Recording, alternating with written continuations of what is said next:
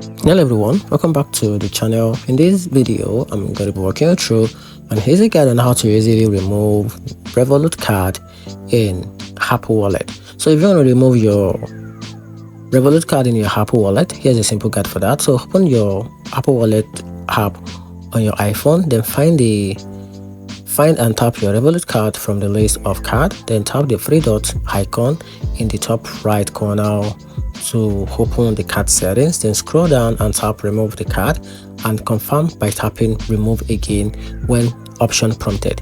Then your Revolut card will now be deleted from Apple Wallet and Apple Pay.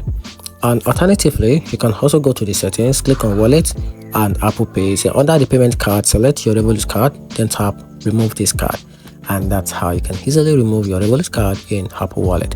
If you find the video helpful, turn on the notification button and subscribe for more guide.